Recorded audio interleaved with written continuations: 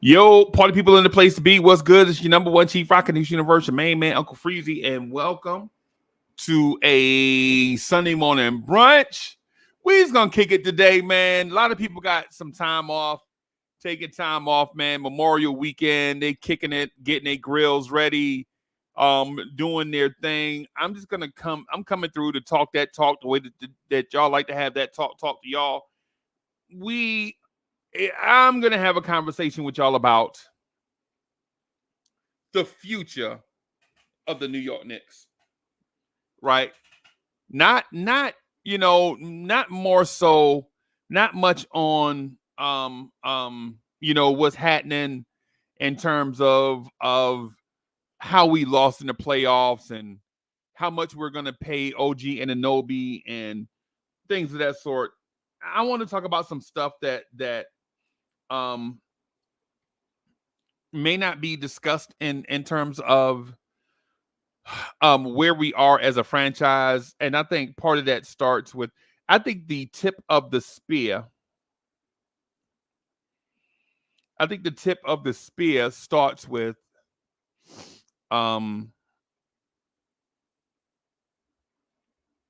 the future of the front office and the future of Tom Thibodeau. I think it starts with the future of the front office and the future of Tom Thibodeau. How long are guys going to be here? Can we hold it together? Is this coaching staff the same if people leave? Salute to Pastor Jay in the building. The son of the legend, Kerry Cox, is in the building. Yo, for one, let me first say this, right? Kerry Cox is my dude. Right? Kerry Cox is my dude, right? Legit. I was in Charlotte. So I was in Charlotte, North Carolina, doing stuff as usual. Like, we'll be on the road again today. Like, coming through, stopping for a few moments, drink some coffee, you know what I'm saying? Walk the dogs, all of that stuff, right? And so we in Charlotte just doing, Mo and I doing what we like to do. Go out, visit family members, take them stuff, feed them. We just doing our thing, right? And we were watching the Wayans brothers, right? We were watching the Wayans brothers, right? And legit, and this is how when I tell y'all that I absolutely care about y'all as the individuals and not y'all as the number, I legit care about y'all as individuals, right? And not y'all as numbers, right? Like, anybody, like when people do content or whatever, people look at the numbers like, yo, did you see we had 1,200 people in here. We had, we got 2,000 subscribers. You know what I'm saying? We got 1,500 subscribers. No, legit. I was sitting in there with Mom Dukes, Miss Mocha, my daughter, and my sister, and we were in there watching the Wayans. Is it the Wayans? Mo, is it the Winans? Sean and Marlon?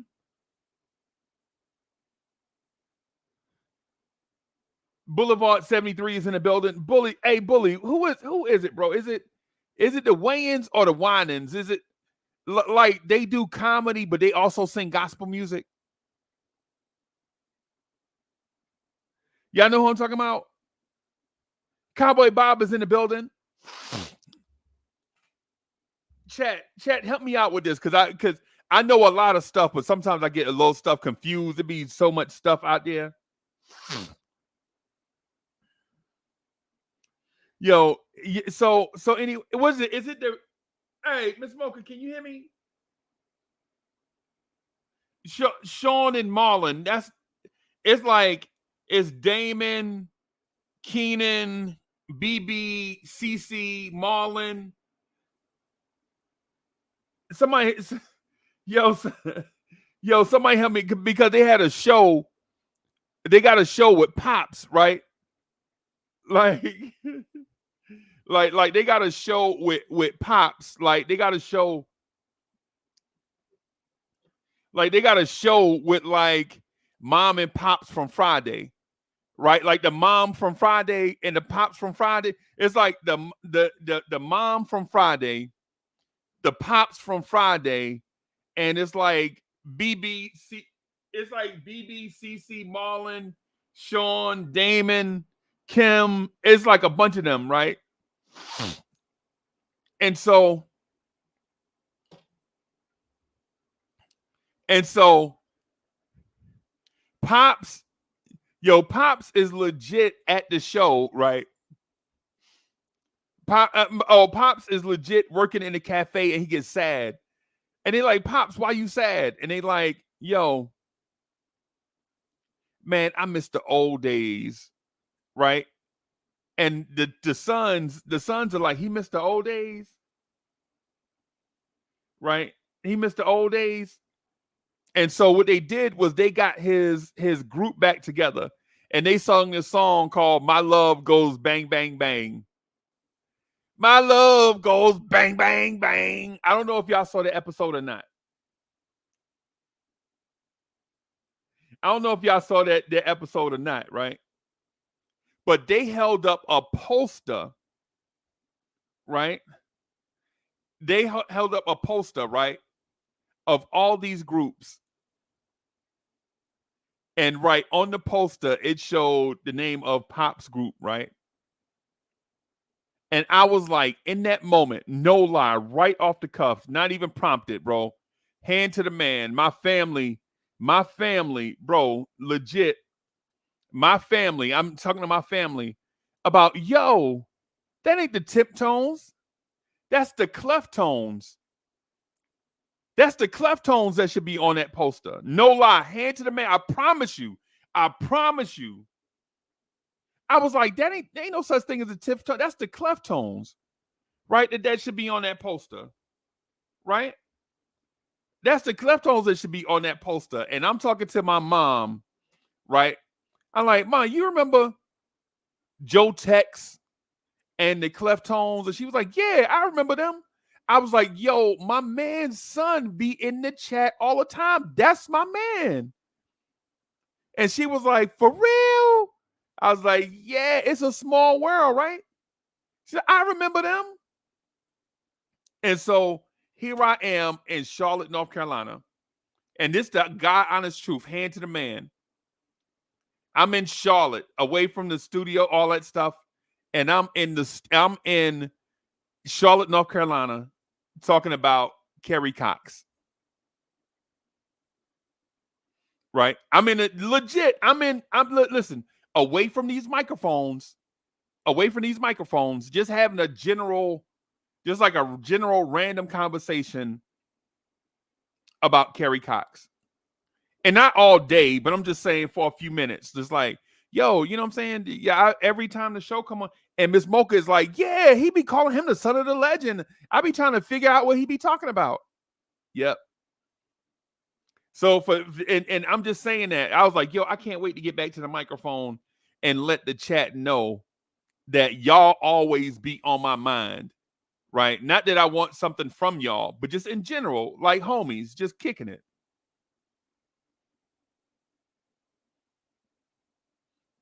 Just kicking it.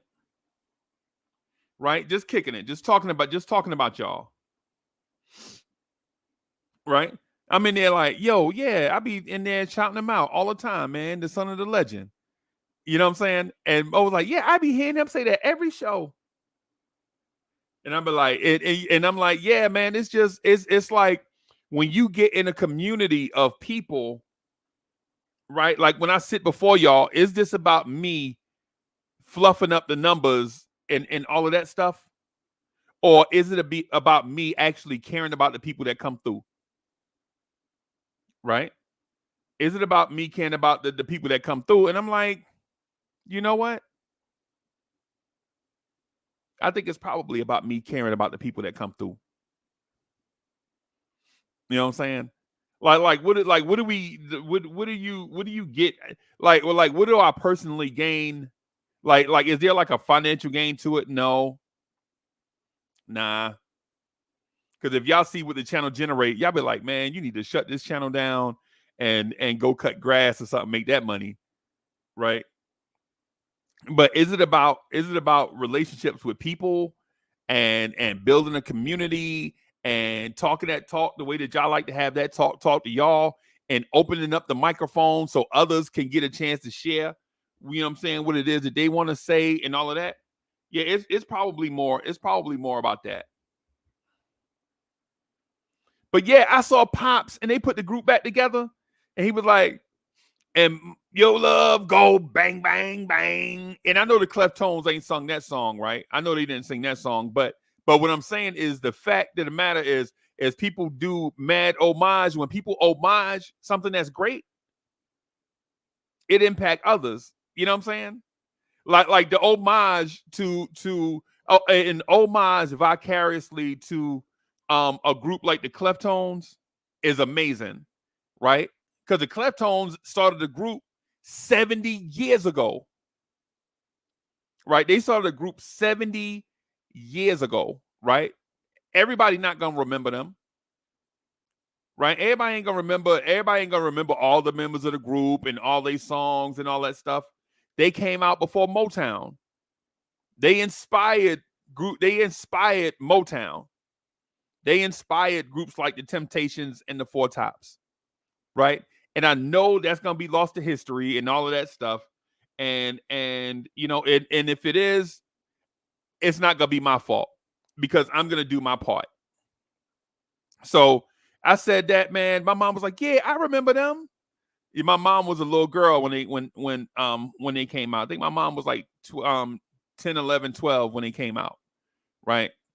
And so, you know, it's that part to it. But I mentioned Kerry Cox in the living room, and everybody was like, "Who was Kerry Cox?" And they won't know because they don't talk that Knicks talk like we do. But just wanted to say that, man. Yesterday, I was like, yeah.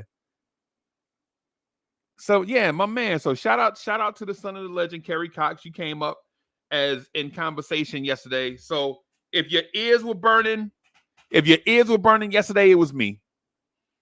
If you was wondering, like, yo, who was that was talking about me? Yeah, man, that was me. And Kerry Cox says, "Little girl of mine." Yep. Yeah, yeah, yeah. Yep, yep.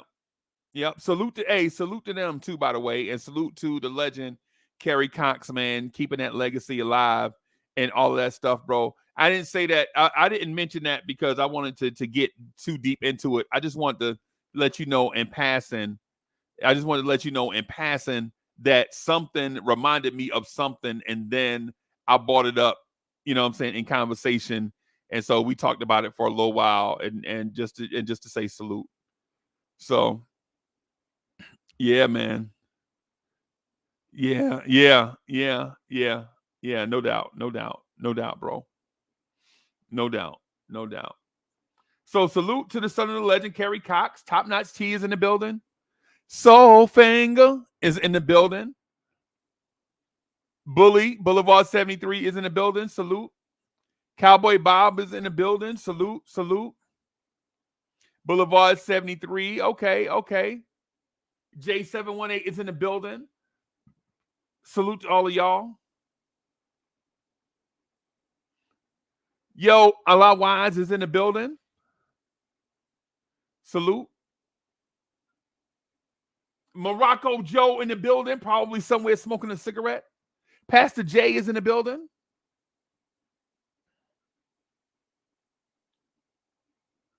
Wapo is in the building. Salute, salute, salute, salute. So I got something going on screen. I'm gonna do something real quick. Hold on, y'all. Wilson Ding is in the building.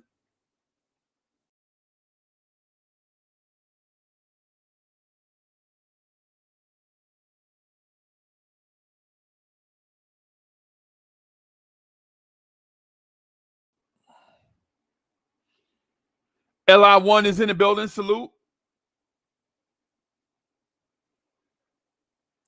Shot Powers is in the building. Salute, salute. So, what I want to do just real quick is talk about the future of the New York Knicks. Yo, hey, Doc Gable, that's me calling you, bro. Doc Gable, that be me. That's me calling you on the new number, bro. So I've been calling Soulfinger for like 3 weeks. Soulfinger be sending me straight to voicemail. Like, who is this calling me from? Soulfinger probably think I'm trying to sell him auto insurance for his truck.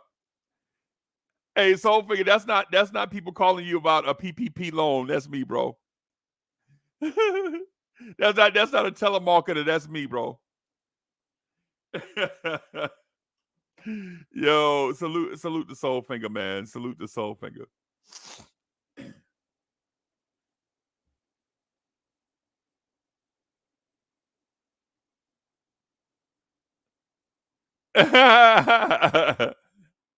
Yeah, man. Yeah, man. So let me see. Let me move this around. I want to change the way this thing look.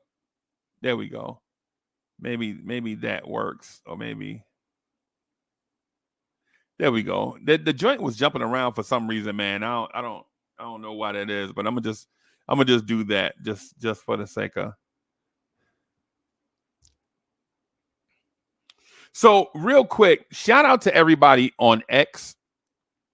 All our people on X watching us. Salute to y'all. Salute to everybody on YouTube watching us. And the son of the legend says, "Honor me and your friends." But hey, no doubt, bro. No doubt, it's both ways, bro. It's definitely both ways, bro. It's definitely both ways. And listen, and the thing about it is in my um ingenuity, right? In my genuineness and my realness, I know sometimes I come across like a cornball, right? And so for those that think I'm a cornball, so mote it be, right? But for those that actually have been through some stuff in their lives and they understand when people are genuinely concerned, I'm your man, right? Like for people that think what I do is corny, hey man, I'm not gonna change your mind. But for those that legit, you know what I'm saying, have been through some stuff and they understand where I'm coming from, then those are the people I'm talking to, right? Those are the people I'm talking to. But anyway, the thing is with the Knicks, I want to talk about the future of New York Knicks basketball and why it's important. Or the future is important, but I want to talk about the future of New York Knicks basketball and why this conversation is important. The reason why this conversation is important is because the Knicks are in uncharted waters, right? The Knicks are in uncharted waters, right? And I don't have to overstate it, right? You know where we are. You know we are in a place that we've never been before.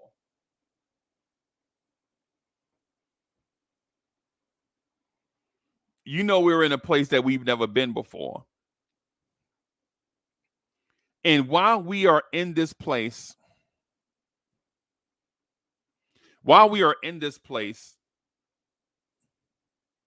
do we take advantage of all the new things that are in front of us, or do we get overwhelmed? Right? It's easy to get overwhelmed, right? It's easy to get overwhelmed. Son from Brooklyn is in the building. Sherwin is in the building.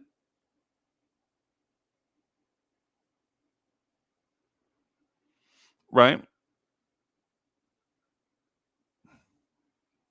Sherwin says, good morning. You come across as a fan, a homer, but a fan. Hey, Sherwin, and you know what?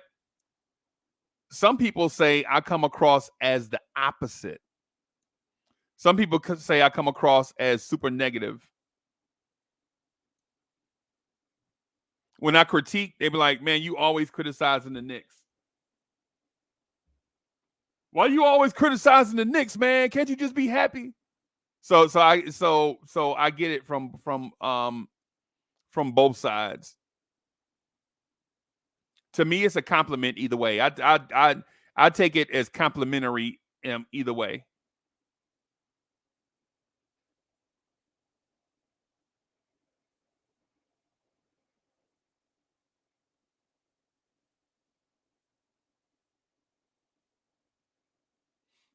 Right.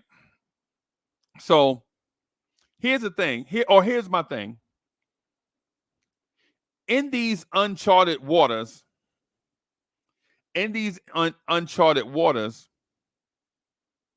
you have 3 decisions to make. You can press forward and swim to deeper, more uncharted waters.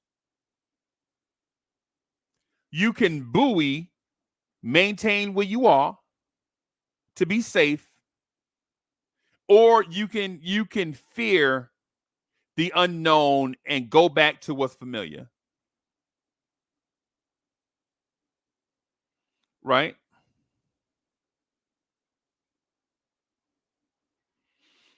You can go forward. You can press forward into deeper waters. You can buoy, anchor yourself. Stop right there. Yellow light. Right? Yellow light. Or you can red light. This is too deep for me. I got to go back.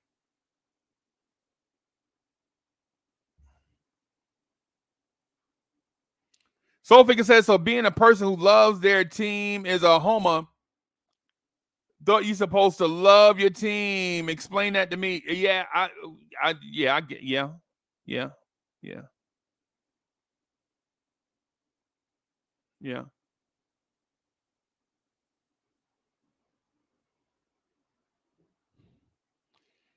In the Knicks case,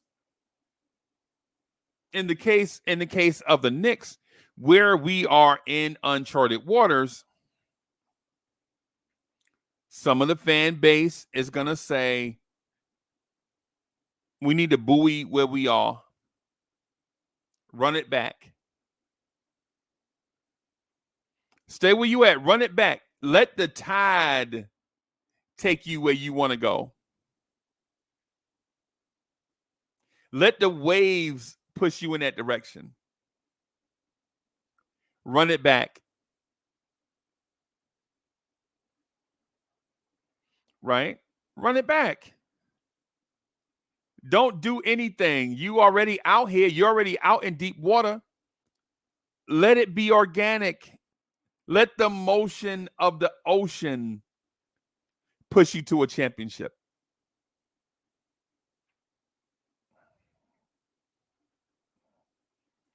Let the motion of the ocean push you there.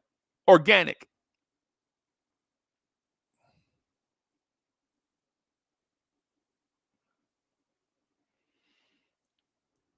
Right? And if that's where you are, if you want to stop paddling, run it back. Let this thing grow organically. Let the motion of the ocean push you in that direction.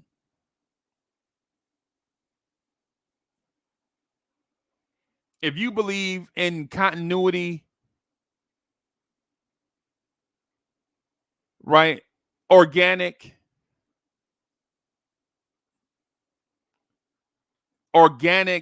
motion in the ocean.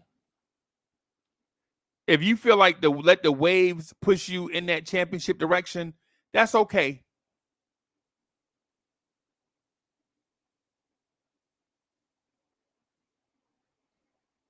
If you believe in don't move a muscle, just let it be. Let it be. Let it be. I wish somebody, Hey, Miss Mocha, did a rock band ever write a song called "Let It Be"?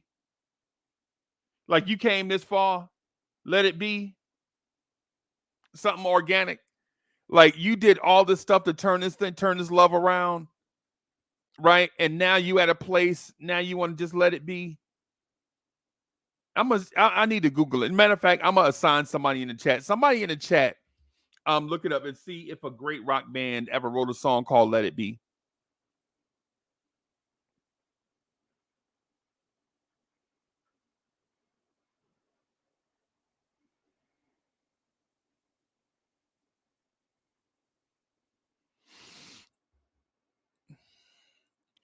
So if you want to buoy right here and let it be organic and grow organically, let the motion in the ocean drive you to that direction. If you want to ride the wave,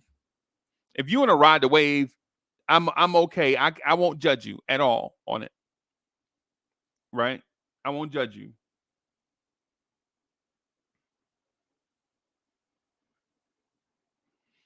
And there is a small minority.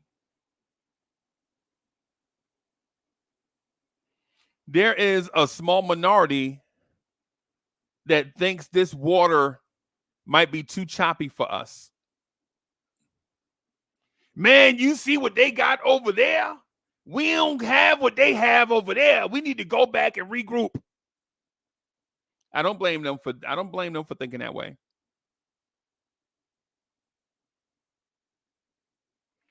I don't blame them for thinking that way.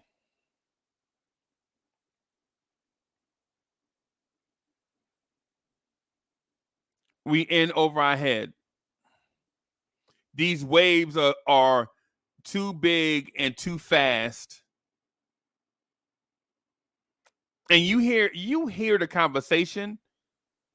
As Knicks fans, you hear it all the time. Tom Thibodeau playing these dudes too many minutes. You hear that group. It's a separate group from motion in the ocean, do it organically. It's a separate group. They say stuff like Tom Thibodeau got out coached. We may need to consider changing coaches. They say stuff like trade Randall. We need to regroup. We need to go back. Nah, this ain't this right here is not it. We need to go back. We need to take a step back to take a step forward.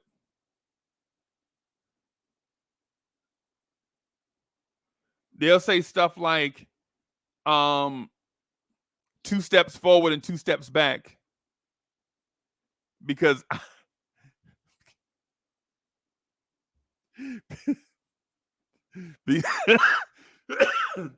right. All right. I ain't gonna lie. That one, all right. I ain't even gonna lie to you. I was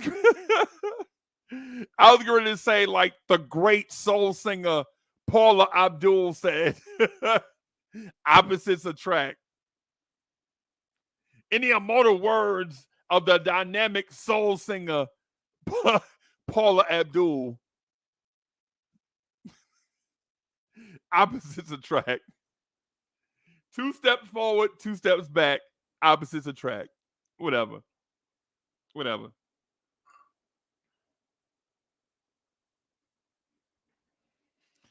Any of the mortal words of the greatest soul singer of all time, Paula Abdul, 2 steps forward, 2 steps back, opposites attract. Right? There's that group that's going to say that. And I'm not judging them either. Right? What I'm going to say is depending on what group you're in all summer long, whichever conversation you hear, whether it's from here or other channels, some stuff is going to reinforce your thoughts and some things are going to rub you the wrong way.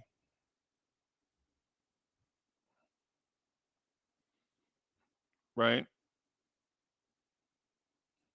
So there is that group that may think the water is too choppy for us and that we may need to go in a different direction. Maybe they'll say stuff like, I don't want to give Tom Thibodeau an extension, bro. He run players to death. Tibbs got everybody hurt, right? That's going to be their thought. Is it my thought? I'll share my thought in a few minutes, but I just want to establish the lanes that we're in. There are 3 lanes, right? There is the grow organically, right? Ride the wave. Let the wave push you in a direction naturally. Ride the wave. There's going to be a group that says, nah, Tibbs ain't it. Trade Randall. Trade Mitch.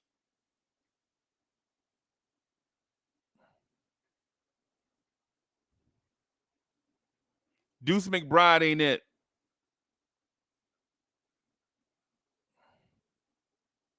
Go out and get Devin Booker.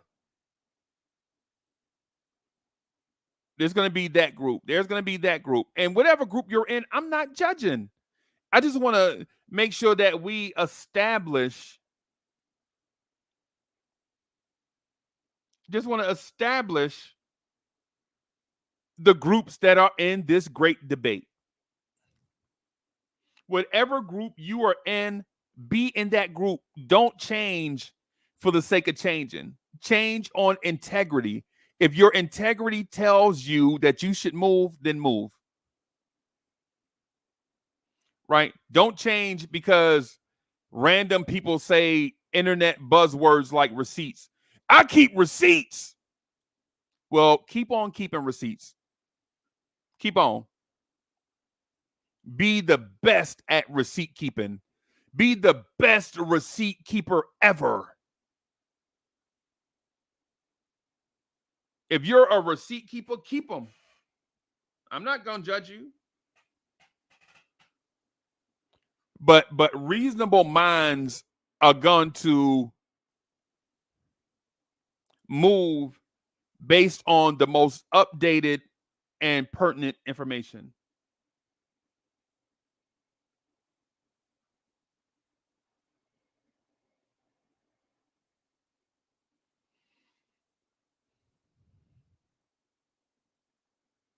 Jay in the building. Bronx Mel is in the building. Whatever group you in, be in that group. I'm not judging. I'm saying if we're going to be here having a conversation, at least let's know who we're talking to. Identify yourself. That way we know who we're talking to. Just Knicks is in the building.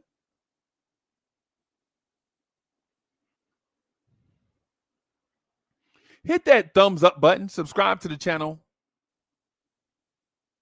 If this is your first time here and you're listening to the #1 Chief Rocker in Knicks universe spill his guts over a microphone and you like it, hit that thumbs up button. Subscribe to the channel.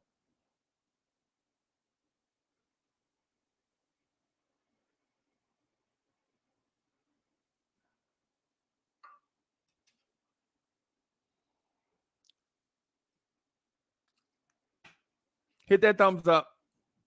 Subscribe to the channel. Consider becoming a member of the channel. The Friday members only thing to me is always fire because I sit here with the mic open, but I don't really want to talk. I just really want to hear from y'all. So consider becoming a member. I think you have to do it from your computer. Go to the YouTube homepage, click join, select which level you want to be at, and then we go from there. Support the channel.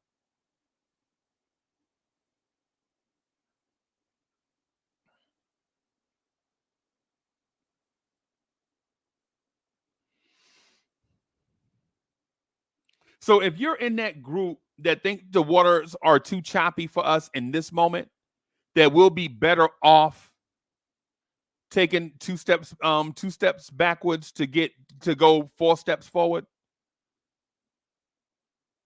then I don't judge.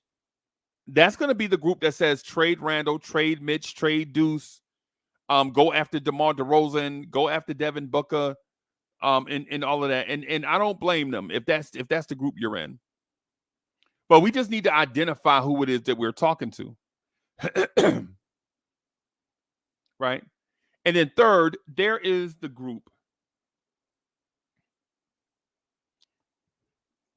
that's going to swim against the waves. They're going to swim against the current.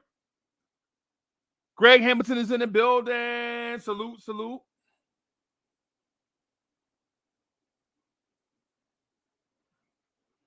There's a group of Knicks fans that only understand one direction.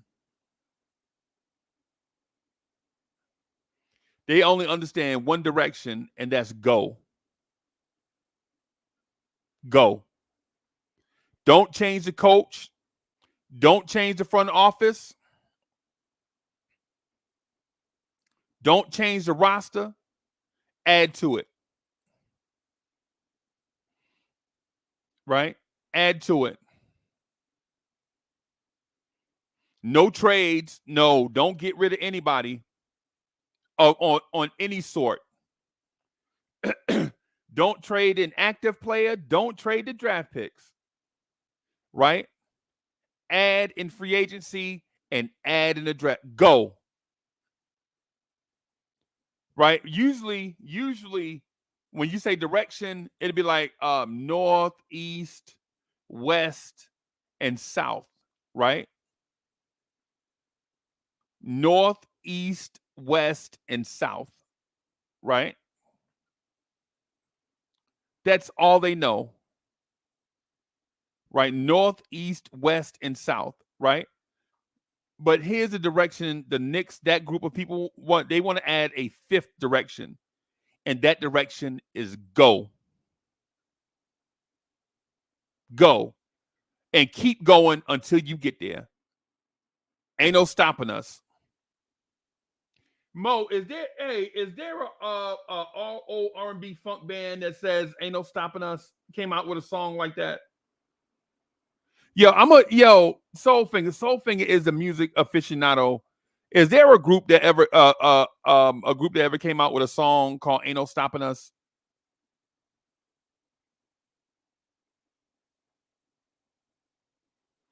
The direction is go. We came this far. There's no turning back now. We got this far.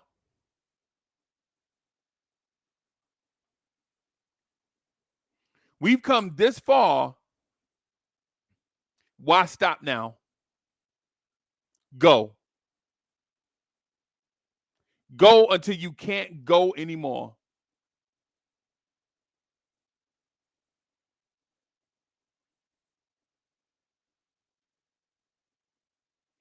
Why stop now? Right? You started swimming in this direction. So Alawa says McFadden and Whitehead. Okay, all right, I see you. All right. Ain't no stopping us now. I thought it was RZA.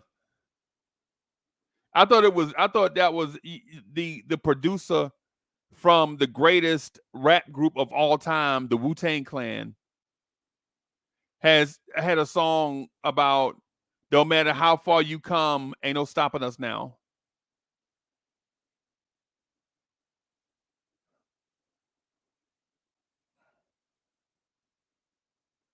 Don't matter how far you come, there's no stopping us now. Something like that. I'm not a singer. Y'all can tell.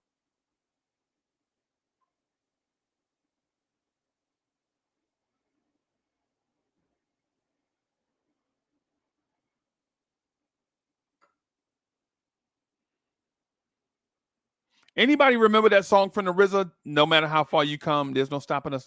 Let me see if I can find it because I love music and I know sometimes I put out obscure music titles and nobody know what I'm talking about because I just love music and stuff.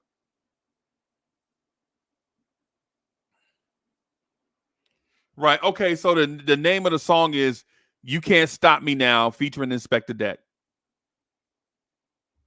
Ad J is in the building. Salute. Ad J is here, so everybody got to hit the like button. Ad J is in the building, so you definitely got to hit the like button now because Ad J here.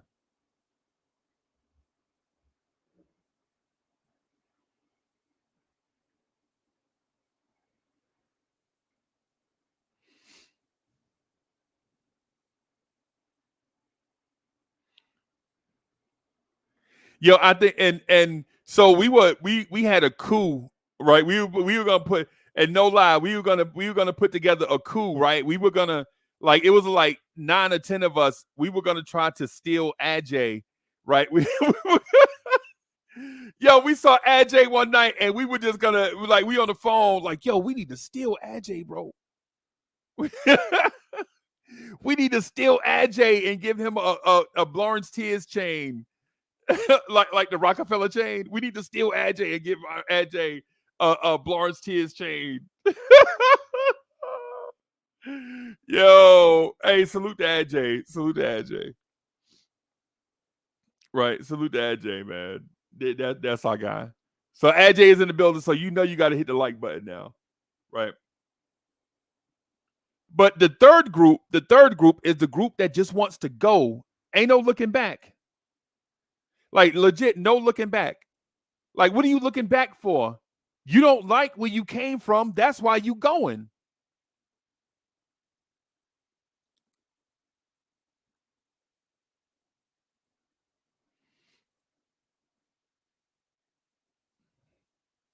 Right. You don't like where you came from. That's why you're going. You don't like thinking about uh, Emmanuel Mudiay and you don't like thinking about Noah Vonleh and Kadeem Allen. You don't like thinking about Damian Dotson and what's the dude name? The bucket off the what's the dude the bucket of not Trey Burks, the other one, the other bucket off the bench. Alonzo Trier. You don't like thinking about Alonzo Trier. You don't like being, you don't want to go back to that. You want to go, right? The third group is saying go, do it, satisfy. Whatever it is, do it, right? The third group is we're not going back and we're not sitting still. We're going to do it. Do it. Whatever it is, do it.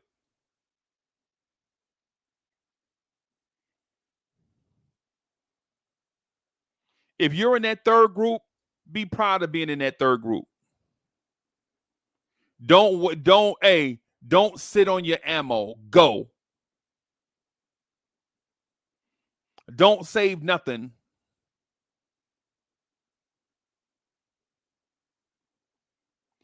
Give it here. Don't say nothing. Just give it here. Don't hold back. Just give it here.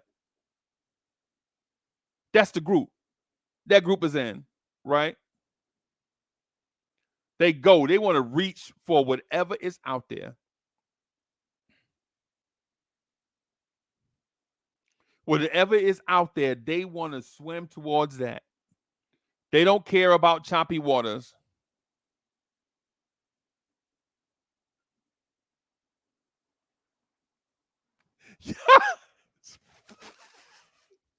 Yo, salute. Yo, salute to Son from Brooklyn. Salute to Son. He got it. Okay. Okay. Okay.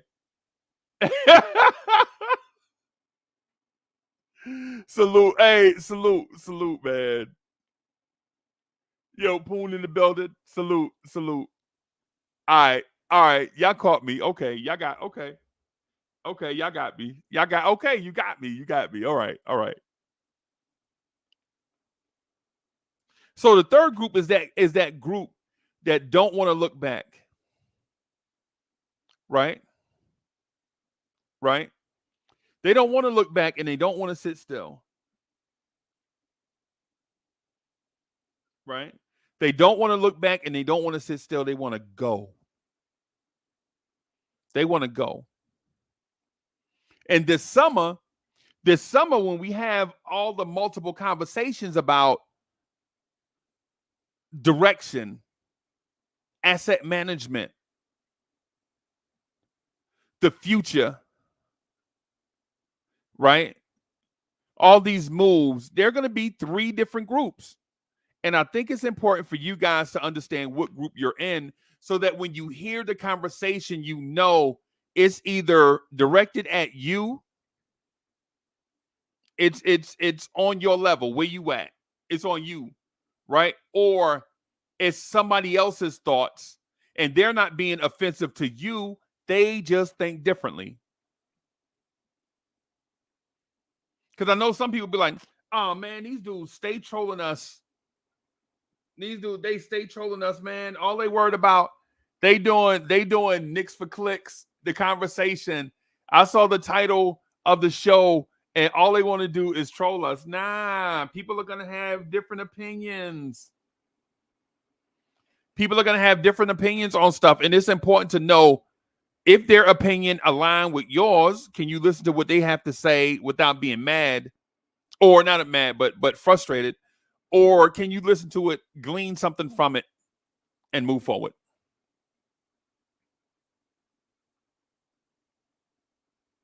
Right. With that said, I'm gonna throw this link in the chat.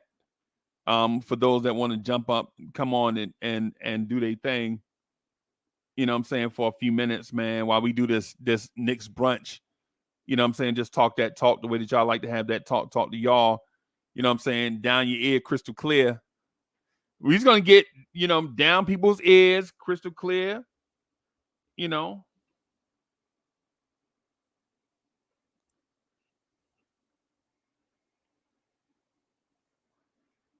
Son says, Def Jeff is from New York. I met his sister at a backyard party in Brooklyn a couple of. Wow, that's dope. That's dope. Yeah, that's dope. Def Jeff. Salute to Def Jeff wherever he at.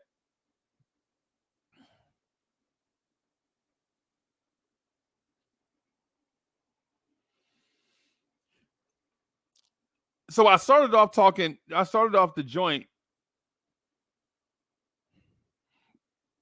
I started off the joint talking about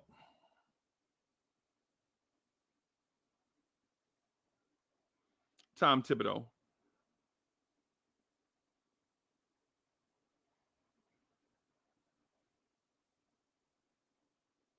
I started off the joint talking about Tom Thibodeau. Andios is in the building. Salute.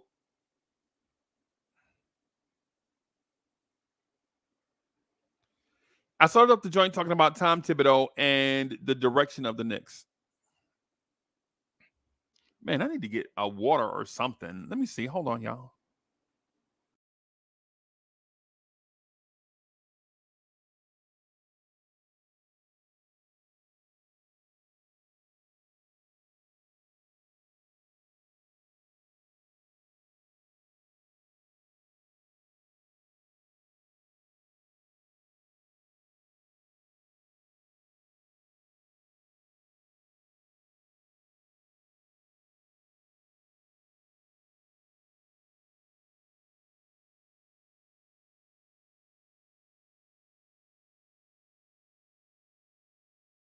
All right, there we go.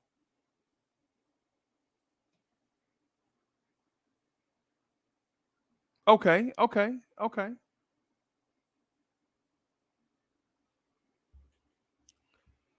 Chat, what are you gonna do about Tom Thibodeau?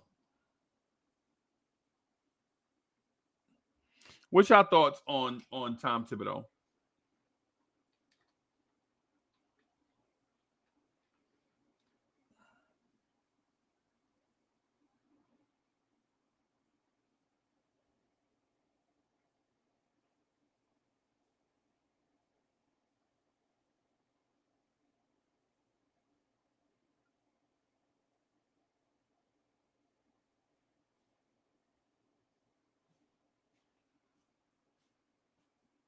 What are y'all thoughts on Tibbs? Thank you. We got any soda in there? Sprite. Okay. Okay. Oh, I got you. You want to come? Oh, I almost had Mo on camera just now. I almost had it on camera just now.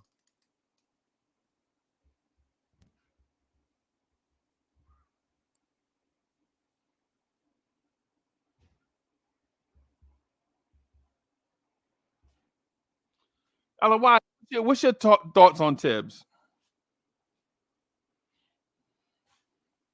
Thank you.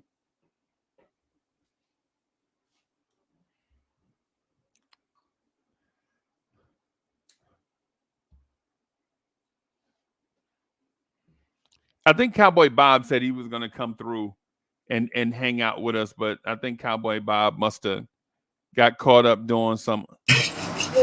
Yeah, hey, what's up, boss? Nothing, man. Just chilling, having a good old day, man. Good morning. How you doing on this beautiful Sunday? I'm all right. It's funny. I remember me saying this a couple of weeks ago. Great minds sound alike, and you literally took what I wanted to talk about on Monday. That's exactly what I agree with, man. See, this is how I like the content because you don't just hit everyone as an enemy. You play fair game. That's why I like this show, and that's why I like these Knicks fans. So thank you guys. Subscribe and like the stream. Let's get it on. So what's your thoughts on Tibbs? I've been saying it all year. I'd give him 1 year and 1 year extension. This year is honestly, he did a lot, and he deserves to come back next year. Because if we had Randall, we would be more successful. If we had a healthy OG, we would have been more successful. If we had a healthy Bogues at the very least, we would have been successful. So a lot of the things that we have that were missing, he still gave us 50 wins. So for me, let him run it back as a coach, but let him know his job's on the line. Like next year, we might not have to keep you around. Let's describe the job on the line thing. Let's Okay. talk about that. So the job on the line thing is not one of those job on the line things like he hasn't proven anything No. because he's honestly has proven everything, Yes. right? But but I'd like to speak to the job on the line thing from a sense of the direction, right? With Tibbs, with Tom Thibodeau, I feel like the direction can't be go back to Noah Vonleh and Emmanuel Mudiay. It can't be go back to Mario Hazonia and start love all over, back to the way things were, right? It, it can't be that, right? With Tibbs, with Tibbs, it can't be. It can't be trade away multiple pieces and start this journey all over.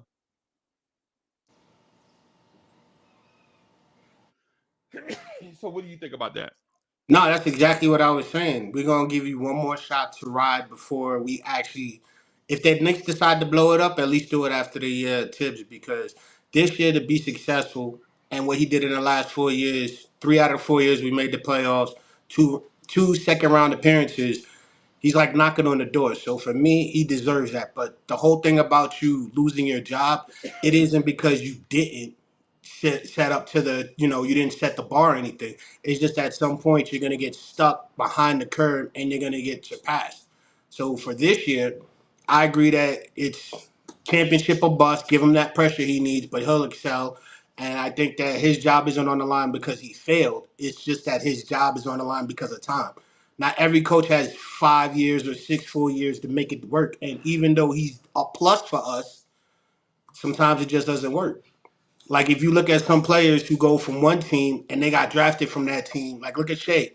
Shea going from I think it was the Kings, I can't remember, to now Golden State. Look at how I mean not Golden State to OKC. Now you see how good he is in OKC. Sometimes a change of venue or a change of rhythm can work, but Okay, because that's why I said I think that it's just there just to give him the pressure to let him know.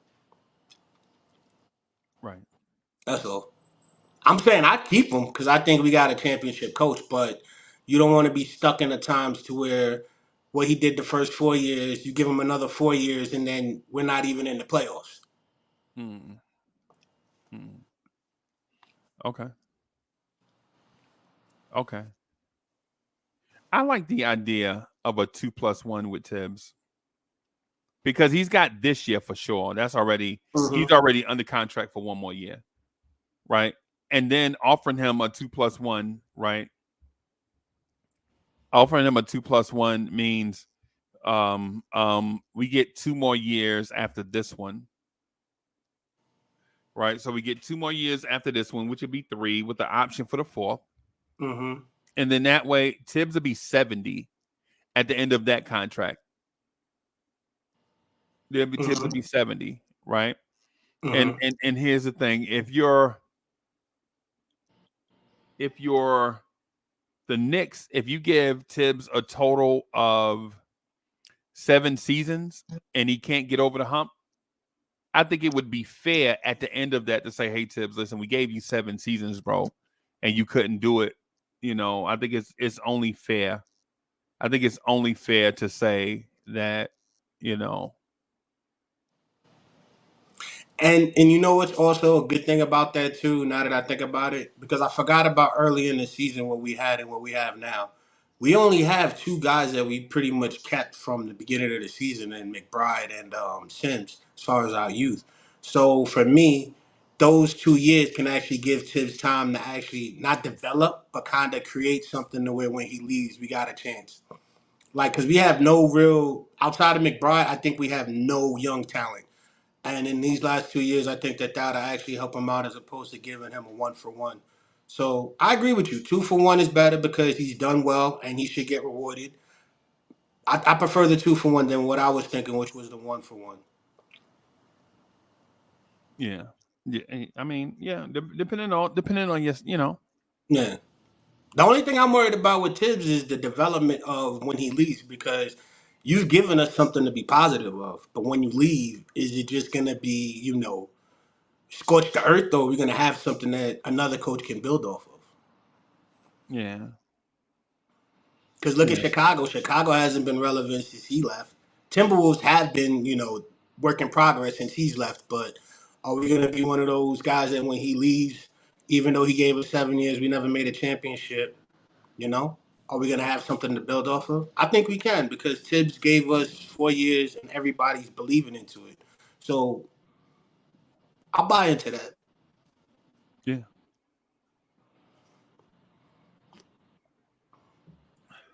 Yeah. Oh, and I also heard you say earlier he got out coached. Yeah, it happens to the best of us. Sometimes you put your best foot forward and you get knocked in the mouth, and then you go back and do the same thing, and you're like, wait a minute, I did this last time and it didn't work, but it Nah, works now. you didn't hear me. So in context, I was referencing a group of people that suggested that he might have been outcoached. I'm not saying that he was outcoached.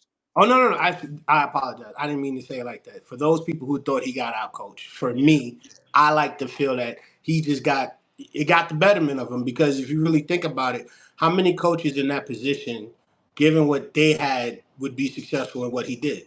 He just got out coached, and if he did, then you got to learn, and it's just one of those punches. Sometimes look at how many times people bet against Mike Tyson to fight and actually win. I mean, lose. Look how many times people bet against Floyd Mayweather. So sometimes you just go up against the better person, and no matter how well you compete, they just got your number. Right. Right. He'll make the adjustments. That's what he did all this year. That's why I would give him another chance. He's shown way more skills, and that he has a lot more left. Might as well let him finish it off.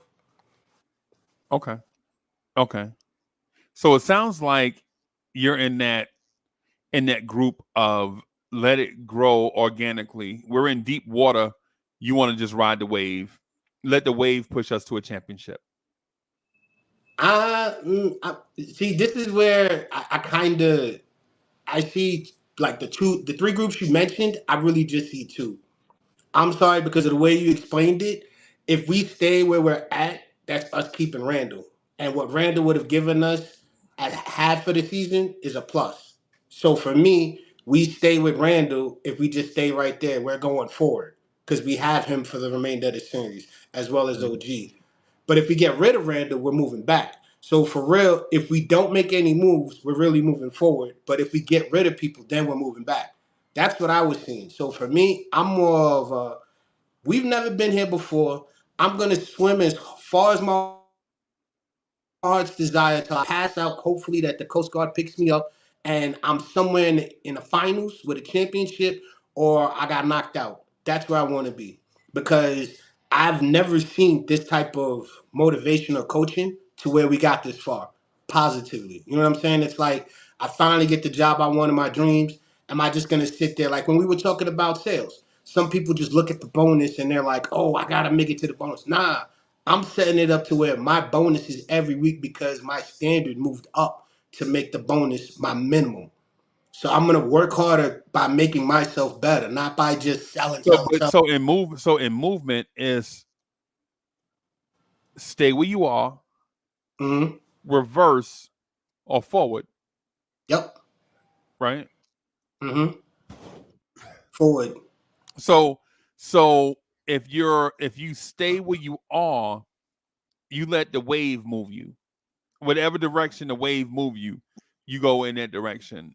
And in water, if you just stop paddling and just sit there, the waves will take you wherever the waves will take you. Right? Or you can Uh-huh.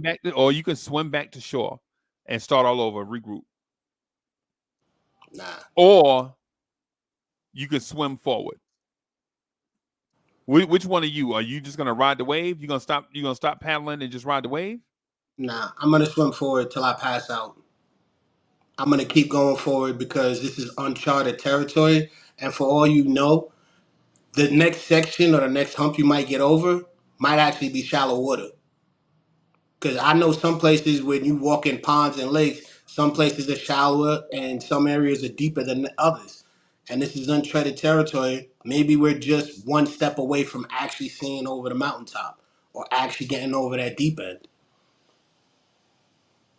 So what do you want the Knicks to do? I add two more guys that help us out where we saw our problems with. I was thinking a center because we've been having center issues, and get another guard. Get Okay. those two guys, and pretty much the guard is to help out with the ball rotation, with the height because we're kind of short at the guard position outside of Josh Hart, which is sad. But we could get a facilitator, someone off the bench that could create a spark. We could also have a center who's healthy and can rotate in between either Hartenstein or Mitchell Robinson, whichever one we decide to keep. But we need the stability. So for me, that's what I do. And I honestly, I'm against re-signing OG because of the injury. But at this point, I'd do it. I'd do it just to So run everybody back. you're against re-signing OG because of the injury factor. Like that's the only thing that's making me hesitant. It's like the long term. Like, are we gonna sign him for 4 years? Are we gonna sign like the long term factors? That's probably the only thing that I would be concerned. I wouldn't mind signing him. Like if he comes and says, "Hey, give me 3 years." What was he asking? 40? 3 years, 35. Okay, Okay. you know what I'm saying? Like if he's willing to haggle, I'll do it. But the only problem I have is his injury. But it's a good thing because he could rest and we can have Josh Hart playing his position. That's why I say get a guard in the center to where our offense can continue to flow. Someone can create when Brunson and Dante is frozen or McBride is frozen. We have a guy who can constantly rebound and give us the defending factor. That's what I would do because that's basically what we were missing last year. And then Randall comes back, it's a wrap. That's an extra 15 points plus a double team effect, and it creates a lot of different flow in the offense. Okay. Yeah, so look. I think next year we good. We just need to. I don't know. Like I said, it's a lot for me to say because you got the draft to worry about. You got to see what you're gonna do, who you're gonna add. For me, I'll run it back, man, because I want Monk. I want Malik Monk because Wait a he's minute, 6 million. you crossing signals with me. I'm so you want to run it back, but you always also want to swim forward. Yeah, that's why I said I only see two. I only see Listen two. to what you said. The two key words in that statement was back and forth.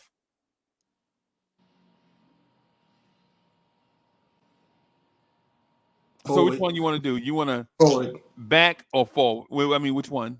Forward. By adding the two guys, that moves us forward. Right. So yeah. So in order to move forward, you're talking about doing significant additions.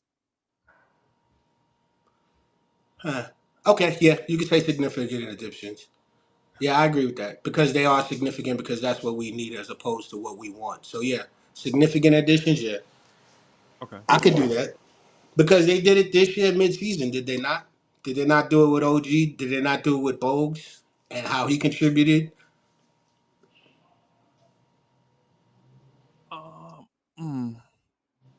Oh, he's 26. Ooh, see, that's what I'm talking about. Like for me, I want OG because of what I know he can contribute. But the catch 22 is if OG's here, So what what do type we of do? what player are you talking about adding? I was thinking about just two players, Okay. Malik Monk and Claxton, because Claxton's a center that's cheap. We don't have to pay more than 12 million for him. He's going to give us 65 plus games with the defensive rebounding and as well as the floor spacing. And he's a good perimeter. He could go outside and defend.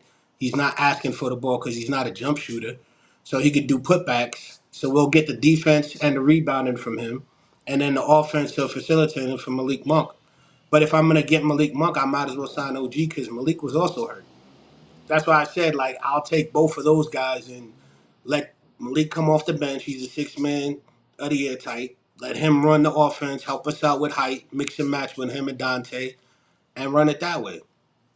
I know a lot of people are going to be like, oh, you don't know what you're talking about. But for me, it's just, I'd rather just put the best foot forward and keep moving because you add those two guys, you get your rebounding, and you get your offense with a ball handler.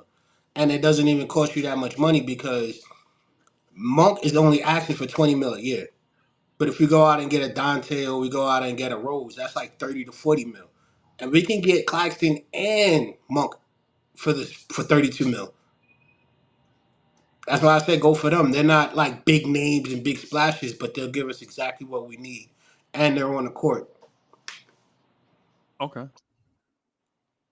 And it doesn't change up much because you got Dante still helping with the defense.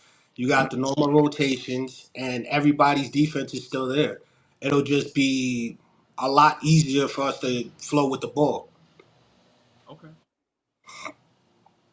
But outside of that, I don't want nobody else because I like what we have. We showed something that most teams can't. They made it 50 wins. They made it to the second round with a depleted team. You lost 4 or 5 of your starters, and you still made it to the second round. So, yeah. What you think, Coach? I mean, excuse me. I had my coach hat on for a minute. Um. I think I'm confused. I think I'm confused.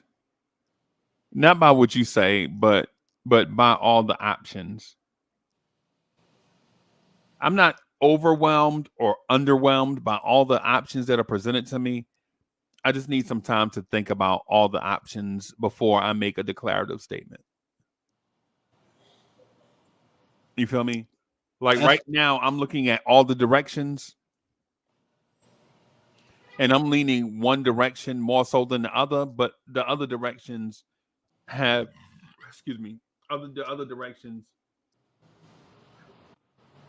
That's what happened when you drink Sprite, bro.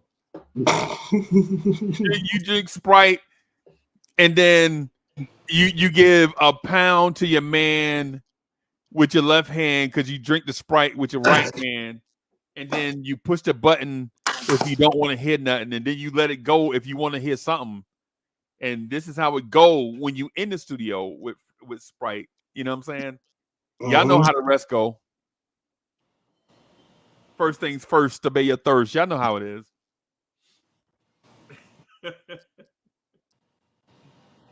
Yo, nah, but all jokes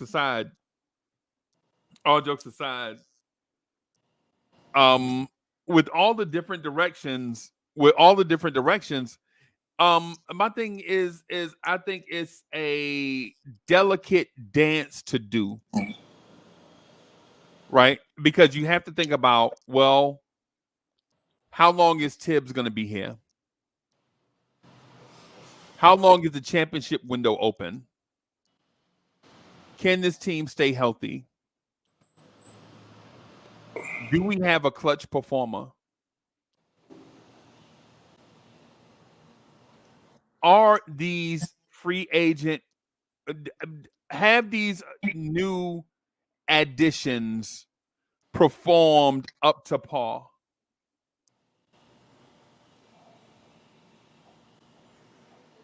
Does this team need to shore up the back end of its roster? Is Daquan Jeffries, Jacob Toppin, Charlie Brown, Dwayne Washington Jr. good enough to be NBA players?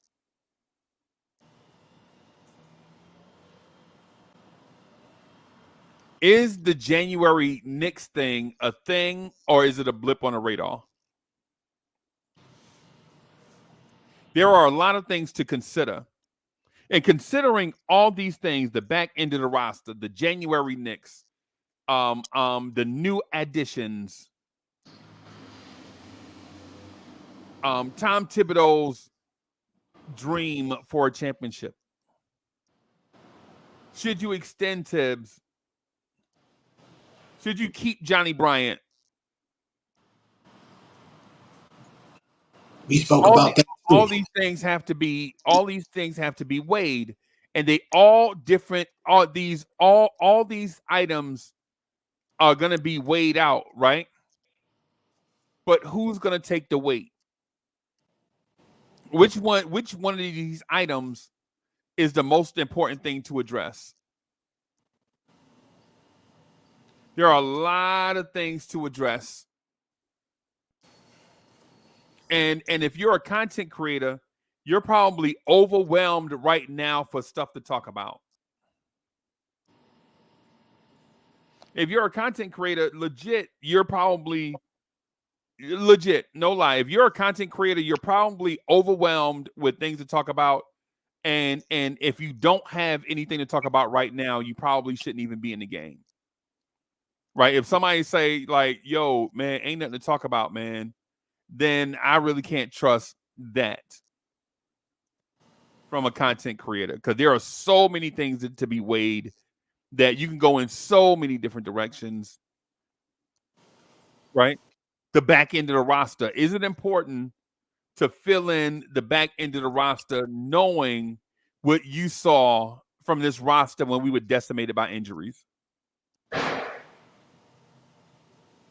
Right? Legit, the Indiana Pacers beat us with guys named TJ McConnell, Andrew Nemard, and Ben Shepherd.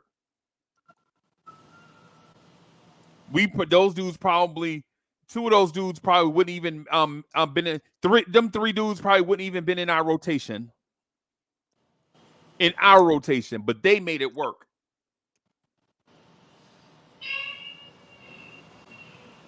We actually helped them get a contract. Because they made it. And right. Another question is, do you believe in Tom Thibodeau's dream of winning a championship? So far, his dream of winning a championship has not worked. Right? But do you believe it can work here if given more time? And I'm not knocking Tom Thibodeau. I'm stating the facts. Tom Thibodeau has not won a championship as a head coach. He's been the Knicks head coach for 4 years. He's not been to the conference finals yet. So do you want to give him 5 more years of this? Are you satisfied where you are? Just being outside of the conference finals? Are you satisfied in it? Keith Turner, are you satisfied in this space being relevant outside of the conference finals? Right? You're not dancing on the main stage now, but you're standing out. It's like that movie Beat Street. You're not a dancer, but you just standing in that circle outside watching everybody else dance. It's like that movie Breaking. Break it. Yeah. You're not Turbo, you're not Ozone, but Yeah. you out there in that group that's just outside watching the main stage. Are you satisfied with that? You in the party, you dressed up fly, you in there with the music, but you're not Turbo and you're not Ozone. Are you satisfied in this space? Are you satisfied that one day, soon, Tom Thibodeau can turn you into to ozone or Turbo?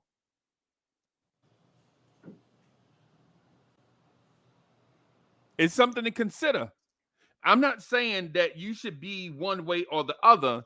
I'm merely pointing out the facts on all sides. Yo, Ron is in the building. Salute. What's happening, fellas? Good morning, Sir Ron. How you doing this morning? I'm good. I'm good. I'm trying to get the freaking headphones to work here. I thought you But was other gonna than that, I'm say, good. Ron, you remember that movie Beat Street? I mean, Breaking, bro. Oh yeah, of course. Bro, I watched it the other day. I watched it the other day, bro. All I'm gonna say is, cats in that movie were mad fluid. Yep. There were some things going on when I watched it as a kid. As I watch it as a man, I'm like, why did that man slide between that man's crotch and sit up and start doing that dance? It was unexpectedly more fluid as I watched it as an adult. The second one was even crazy. Why did that man get in that man like an inch from that man's nose and was blowing kisses? I thought it was hard when I was a kid, and then I saw it recently. I was like, oh. Even the second one, I saw the second one. I was like, "What is this?" Yo. So, shout out to the cats that love the old school hip hop movies, man. Beat Street was fire. But Like with the chick. Yo, I was like, why they always showed headshots of the chick dancing? They never showed full body shots of her dancing. Probably because she couldn't dance. You saw all arms? Yeah. Or you just see her only spinning. Yeah, she kept that's the only doing thing you see is just her she spinning. kept doing this right here. Yeah. I remember Flash Forward, yo. That was another movie that I was like, "What is this?" They wearing leotards and dancing in the dining room area, and I was like, "What is this?" Why my man had on his mama usher gloves? His mama Oh. couldn't even usher the next day because that man wore his mama usher gloves to the club the night before. They smelled like beer and cigarettes. You know your mama can't wear nothing like that to church the next day. Was Breaking 1 or Breaking 2 the one with Van Damme? Oh, 2 was the one with the Spanish girl. Yeah, the one. That's the only one I remember. She don't speak no English, no nothing, and that's all she. That's all she did. He's madly in love with her. I'm like, how are you in love with someone that you don't even understand? Especially when she was breaking him out of the hospital, I was like, wow, this is so sad. I wish somebody had a channel where they did movie reviews, bro, so we can review that would be great. That would be great, wouldn't it? Yeah, man. So Ron, which group? I want to put you on the spot, but not really, right? Because I know as somebody with a Knicks channel, you don't want to put yourself on the spot because you want to continue the conversations or whatever to be fair to everybody else. But it's okay. I'm here for it, man. I was talking about it for 4 hours yesterday. I think I'm prepared. Let's go. Okay, you were talking, or did somebody jump on and maybe turn your ear for 4 hours? No, they actually got me. They caught me out there. I felt I wound up repeating because new people kept jumping into the show, so I had to and asking similar questions. So I found myself explaining things more than I wanted to. But yeah, it's cool. I know the feeling. You were playing that game, Repeat and Pete. Yeah. It was like it's Cowboy Bob. I don't know if you had this feeling before, but it's like that Atari game Caterpillar, right? When for those that remember Atari, used to play that game Caterpillar, where the caterpillar is going around the screen like this, and you have to, but yeah, Yeah. So Ron, are you for tearing it down, starting all over? Are you for riding the wave with what you already have and let the wave push you to a championship? Or are you for aggressively going after Devin Booker, Kevin Durant, John Morant, um, whoever to help get this group over the hump? Which one? Are you, which group are you in?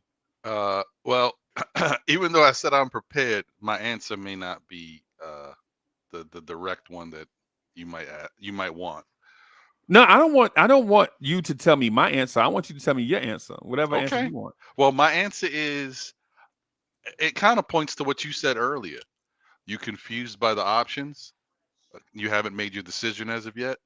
Yeah, yeah. I I am not um I've made my decision, but it's open-ended. Like I've made a decision for multiple options. If the Knicks decide to stay pat and run it back with the same team, I'm fine with that. But if you do that, you have to have insurance. Guys are getting Wait a minute. Assurance or insurance? hmm. Okay. No, I'm Do saying we know the because difference? they are two separate things. Yeah, I mean, I guess that's true. Uh, I guess assurance. So you need to be confident that what we have will work. You need Hmm. assurances that what we have will work. Or you need insurances. You No, need no, no. insulation No, no, no. against I that event. apologize. Yeah, when you say it that way, no, it's insurance. I know what we have will work. I just don't Okay. know if what we have will stay healthy. But I know it will work. If it was healthy now, we'd be still talking about who the Knicks play in the next, whatever. Okay. Okay. Okay. Okay. Um, so I just need them if they run it back to bring in someone who can come off the bench if somebody gets hurt and be reliable to help the team. Maybe one or two players. It can't just be the same team. So you We need need both. You need yeah. assurances and insurance because There you you said go. reliability and depth. Yes, So you need assurances and insurances. that works for me. Okay. Okay. So that's one scenario. Okay. The other scenario is I am also comfortable and happy if they decide to go out and bring in a Donovan Mitchell or a Mikal Bridges. Something Ooh. something that's a higher level upgrade. But to an extent, I'm cool with guys like that. I am not cool with them going the Kevin Durant way or the Devin Booker way or I just think that it requires much more to assets to be given up, and I don't want us to weaken our depth or weaken whatever strength we have as a team with continuity. Even at the thought of having new depth. Yeah, yeah, even at the thought of that, because I think what one thing that this team has done is they have built a culture, and the biggest thing that I take out of this whole time with Leon Rose and Jalen Brunson being here is the all heart no quit thing. To me, that's bigger than anything else because if I know that maybe my team is lacking something, maybe they don't have it on a given night, but if they have that will to fight and always stay in a game and have a chance to win, that's big. So I don't want them to upset that. Okay. And you'd be surprised that some of these star players that you think is it come in and they don't fight the way other players fight. Right. Okay. Okay. Oh, that's a lot of stuff to think about, bro. That's why I'm I saying think it's convoluted, Freezy. There's a lot going on. I was Yeah. gonna say. Oh, I'm sorry. I was just gonna ask you, Mr. Ron. Are you? So you're saying you pretty much know that what we got is good enough to work, but you want to make sure that we have enough energy to follow through. But you don't want to make any big moves to where it disrupts what we already have. Correct. Correct. I just want to make sure. So me and you are basically on the same I page. didn't take it that way. I No, thought that's it sounded like to me it sounded like what Ron is saying is as long as we're trying to win a championship, it don't matter. okay. That's what it sounded That like to that's me. that's correct as well, Freezy. See how confusing it gets? Right. Because I'm okay with what Cowboy said. My first scenario of running it back and just getting some players that we know can be healthy and fill in. I'm Yeah. fine with that because I think this year showed me that we got enough to win. But I'm also of the mindset that having that extra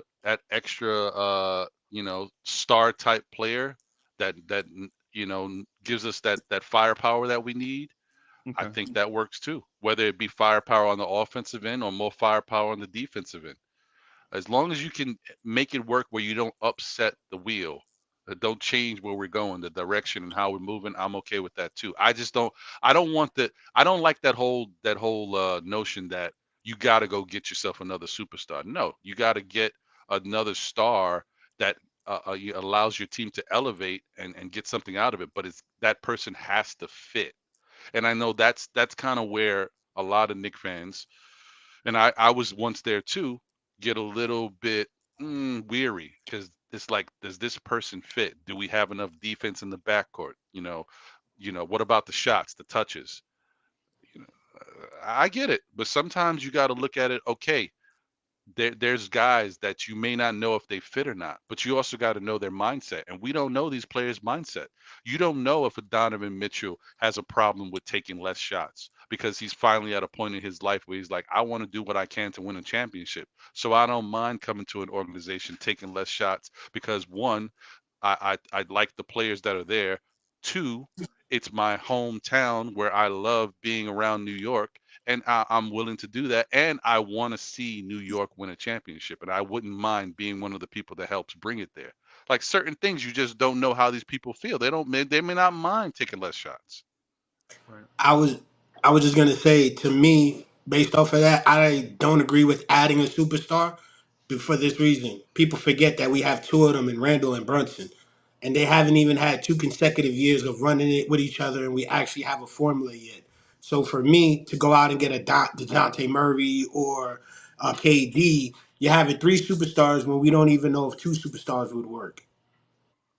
That's Okay. why I said run it back with what we got. That's the only difference I got between you and Ron. Like, I don't agree with going out and getting a Donovan Mitchell, because to me, two people already proven their starting position: Dante DiVincenzo and Josh Hart. Josh Hart may not be the perfect starter, but he's giving you notice that he's a key attribute to this team. And them two playing out of position to where they excelled expectations, give them a chance next year. They'll show you probably something even more, as Well, opposed to going out and getting a Mitchell, who probably take, like you said, more shots, who probably won't be getting as many shots. He'll be taking the most of the minutes from them and then development, because at the very least, I know what I'm getting with Dante. I'm getting defense. If all else fails, I'm getting defense. With Josh Hart, I know I'm getting energy and rebounding. Why would I bring someone here that doesn't have the defense when their offense is off, like a DeJounte well, Murray? I see your point, but this is the same thing I pointed to when I was talking about it yesterday, is that there's scenarios where all of this stuff can work.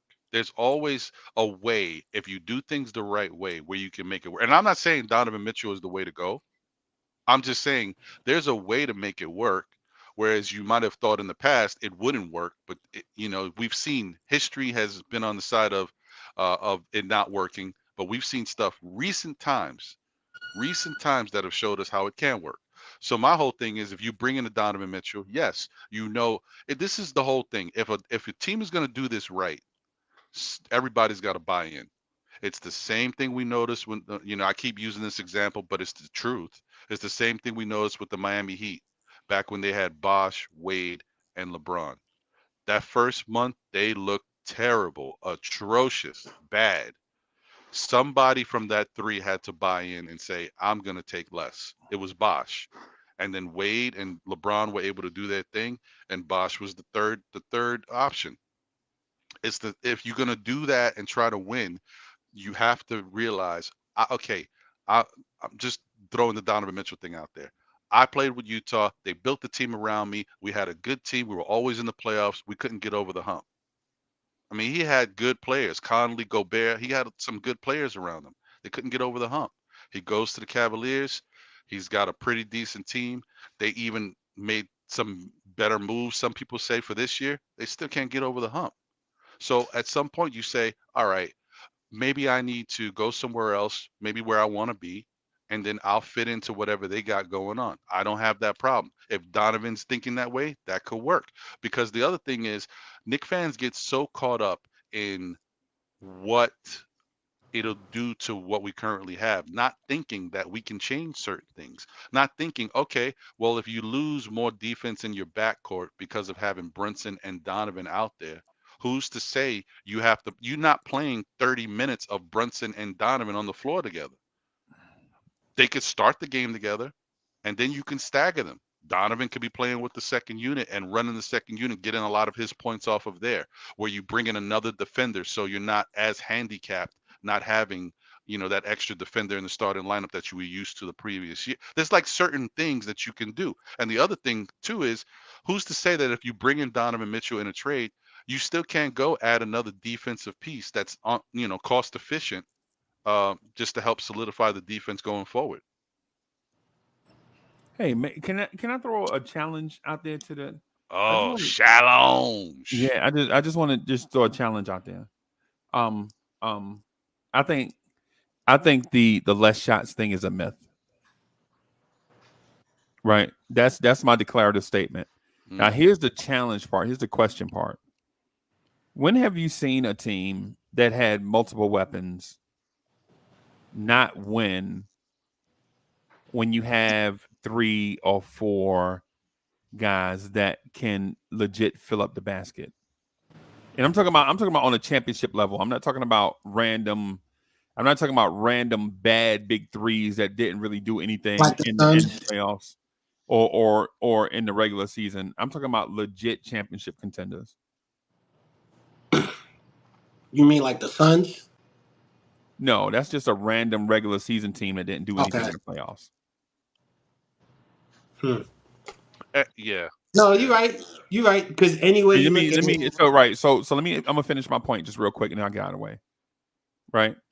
For instance, the best example is the Miami Heat, right? The Miami Heat that had LeBron, D Wade, and Chris Bosh, they didn't take less shots overall. The team didn't. What they did was reallocated shots to different people. And what happened is the people that took less shots, i.e., LeBron James, Dwayne Wade, and Chris Bosh, they took the most important shots, but their efficiencies went up. Right. And I'll give you an example. I'm looking at right now the 2013 Miami Heat. LeBron took 17 shots, right? On a team today, that's like the second most shots on a team today, right? Dwayne Wade took 14 shots. Chris Bosh took 12 shots. But here's where things get crazy, right? Mario Chalmers took about 8 shots. Ray Allen took about 7 shots. Michael Beasley took about 7 shots, right? But here is the point distribution. LeBron averaged 27 points a game on about 17 or 18 shots. 27 points per game on 17, let's say 18 shots. Right? LeBron James legit shot 57% from the floor. LeBron James shot 38% from 3. And that season, he shot a higher percentage from 3 than Ray Allen. Right? LeBron shot 37.9% from 3. Ray Allen shot 37.5% from 3. Now, I know that's only 0.04%, but more is more. It don't matter. More is more. Right? Dwayne Wade on 14.1 shots per game at guard. At guard, Dwayne Wade shot 54.5% from the floor. 54.5% from the floor as a 6'3" shooting guard. Right? Chris Bosh as a jump shooting big shot 51.6% from the floor and 34% from 3. Right? The thing is where I challenge is this. I think some narratives are stated. Like I think we are Ron, myself, other content creators, Cowboy Bob, Corey Lee, Boulevard 73, Queen Bee. I think we've all been fed like a certain narrative over the years. But I think it's incumbent upon us to actually break down what it is that we actually see with our own eyes and have data to support it, as opposed to saying that a big three doesn't work. Because a big three is not just about how many shots one person takes. Right? Because think about this. Jalen Brunson, I'm just going to go to the Knicks right now to see how many shots Jalen Brunson took this year, right? Let me see. Just give me a second. For some reason, the Jets want to show up. The Jets suck. I don't want to look at Jet stuff. There it is. Okay. All right. So Jalen Brunson this season, right? Not postseason. This regular season. 21 shots. Jalen Brunson this regular season took 21.4 shots. That was right off the top of the head. Right. Jalen Brunson took 21.4 shots. He shot 47.9% from the floor and 40% from three. And that's because after Randall got hurt, he struggled from three. Right. But if you bring in Donovan Mitchell, right, to take the shots that RJ Barrett took, the shots primarily the shots that went to RJ, Dante, Quickly, and some others that were here and now gone, or those that were elevated in certain roles because they were a starter, right? If you balance out those shots, if you give Jalen Brunson 18 shots a game and you give Donovan Mitchell 18 shots a game, would Jalen Brunson be more efficient at 18 shots a game with less defensive eyes on him now that Spider is on the floor, versus him taking 21.4 shots a game and the entire defense and franchise looking to stop him? I say the former. I think if you bring in, and I'm not suggesting that Donovan Mitchell is the answer, right? I'm just adding just data to the conversation. If you put a floor balancer on the floor with Donovan Mitchell next to Jalen Brunson takes 18 less shots a game. I think his field goal percentage increases, and I think his three-point percentage increases. I think that man could still get to 28, 29 points per game on 18 shots, because now he's not always getting the primary defender and the primary defense, which is key. Because here's the thing. When teams play us, they play a primary defender and a primary defense, right? Teams have a primary defense. Their defense against us is simple. Defend the top two layers because our centers are not going to score. So defend the three, defend the mid-range, and pick your poison. Let Mitchell Robinson score 40 points and get 30 rebounds. Right? Let Isaiah Hartenstein get 40 points and 30 rebounds. Right? The thing is, we know that's not going to happen. That's why defenses run that defense. Right? Because Isaiah Hartenstein and Mitchell Robinson can't carry an offense. So they guard Brunson up top in traps and Randall in the mid-range, and then take chances that Mitchell Robinson can catch a ball in traffic and throw up a jump hook from about 8 feet. These are the things that we don't necessarily think about because we see things so much. I think we're inundated with the things that we see, that we're used to seeing certain things. But what I'm saying is just adding this to the conversation, just information purposes only. You make your own decision. This is only adding. But what if the Knicks could play the same level of defense and Jalen Brunson on a night-to-night basis can get one-on-one coverage?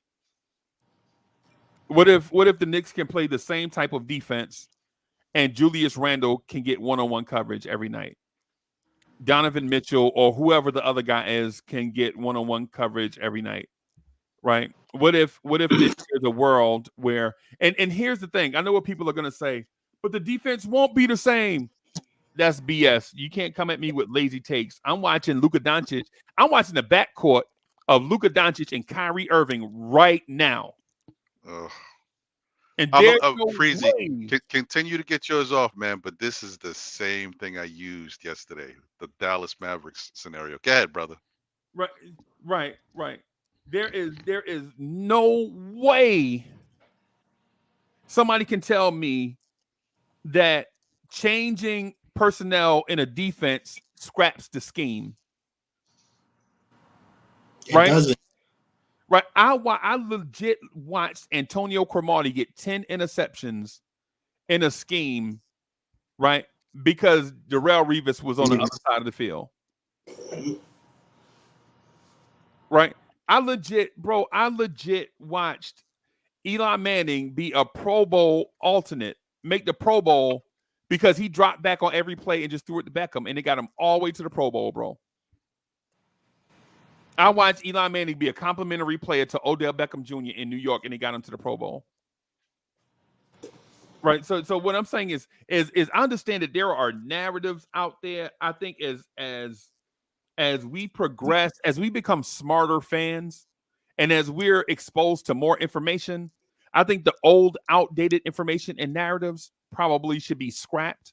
And not because they're not useful, because they're useful for training and teaching us things, right? But a lot of it, like for instance, defense wins championships. People have been telling me that defense wins championships forever, right? And right now, I watched the Indiana Pacers go all the way to the conference championship. Right? And but the defensive teams like the Knicks and the Orlando Magic, they didn't make the conference finals.